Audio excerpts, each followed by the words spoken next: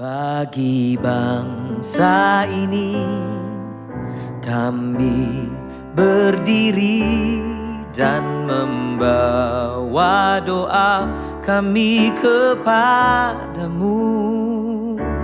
Sesuatu yang besar pasti terjadi dan mengubahkan negeri kami. Hanya namamu Tuhan ditinggikan atas seluruh bumi.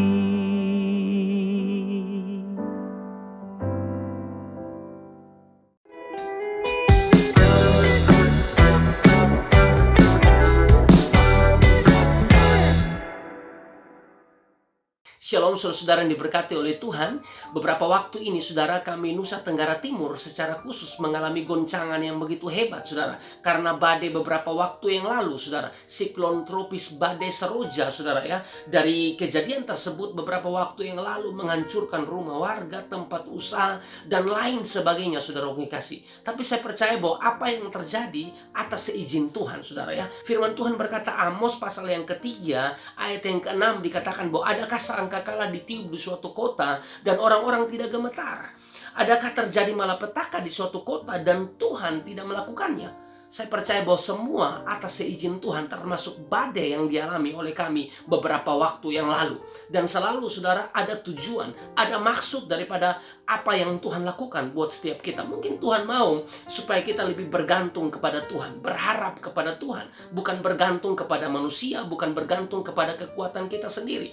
Mungkin Tuhan mau mengajarkan kita untuk berserah penuh kepada Tuhan. Nah, dari bagian ini saudara mengingatkan saya tentang apa yang terjadi dalam kisah di Alkitab. Saudara, pada saat murid-murid bersama dengan Yesus di dalam perahu saudara ya, pada saat mereka bersama-sama dengan Yesus tertidur, datanglah angin tofan yang begitu luar biasa saudara kasih, menghantam murid-murid pada waktu itu. Mereka penuh dengan ketakutan saudara.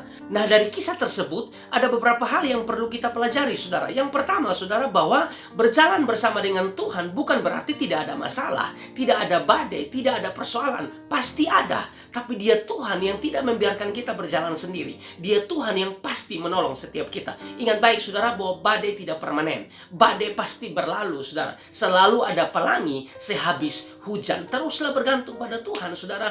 Dia Tuhan yang pasti menolong setiap kita. Yang kedua yang bisa kita pelajari di sini adalah badai tidak bisa membangunkan Yesus. Yang bisa membangunkan Yesus adalah teriakan minta tolong, seruan-seruan dari orang-orang yang sangat dikasihinya. Saya percaya saudara bahwa Tuhan tidak menutup telinganya atas seruan-seruan setiap kita. Dia Tuhan yang tidak membiarkan kita berjalan sendiri saudara. Saya percaya bahwa Dia Tuhan yang mendengar setiap doa-doa kita. Dan Dia Tuhan yang tidak tinggal diam.